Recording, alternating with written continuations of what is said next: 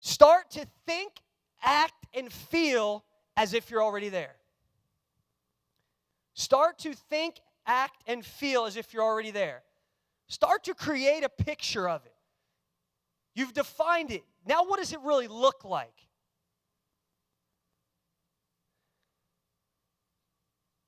I'm just stalling because I know a lot of you are taking good notes. The ones that are looking at me, you're not taking notes. Congratulations, you'll forget everything. And don't hit me up on Facebook and ask me what I say because I will not share it with you.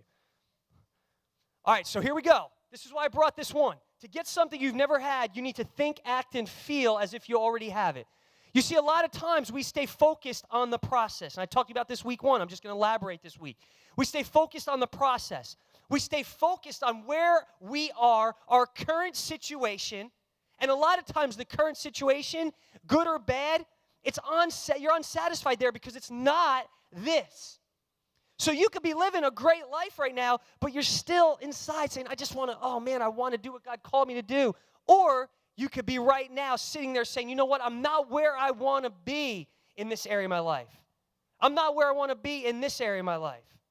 So let me give you a great example, kind of tying these two in, defining your purpose, writing it down, and then starting to think, act, and feel it. So when I say you should think, act, and feel as if you're already there, some people say, man, how are you going to tell me that? That's like lying. You want me to lie to myself? Pretty much. Yeah. I want you to get off the current situation of here's how much money's in the bank. I want you to get off the current situation of here's the mindset I bring every day or the attitude I feel, the stress, the anxiety. I want you to get off the current situation of what it looks like, and I want you to start to think, act, and feel as if you're already there. How would it ultimately be and feel and look like? What would you be wearing if right now you were on stage in the old Houston Rockets Stadium like Joel Osteen, if that's your goal? Maybe you're here to be an evangelist, maybe a traveling minister, maybe a missionary.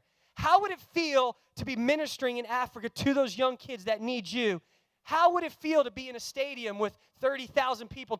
How would that really feel? What would it look like? So when I ask you that question, it's fun to really think about it, but you've got to make it so crystal clear. Once you write it down and you define it, then you've got to close your eyes, and we're going to actually do this, and you've got to start to picture what it would look like. Just like Ryan did. Just like, great analogy again, we're talking about losing weight. Why? Because that's a very tangible one. A lot of people can relate to that. But just like the person losing weight, if they stay focused on, right now I'm this size, right now I'm fat, right now I'm out of shape, right now I'm a diabetic, right now you know what? You're going to stay focused on the negative. You're never going to get to the positive. So what if you stayed focused on the end result of thinking, acting, and feeling and looking the way that you wanted to? So what is that picture? I'm talking about a very vivid picture. You've got to know it. You've got to see it. How many of you actually see that? How many of you in here that said, I can define it, I know what it is? How many of you actually can see it? You close your eyes, you see it in the morning, you see it in the evening. How many actually see what it exactly looks like? You see what your ministry would look like. You see the people you'd be touching. You see the lives you'd be transforming.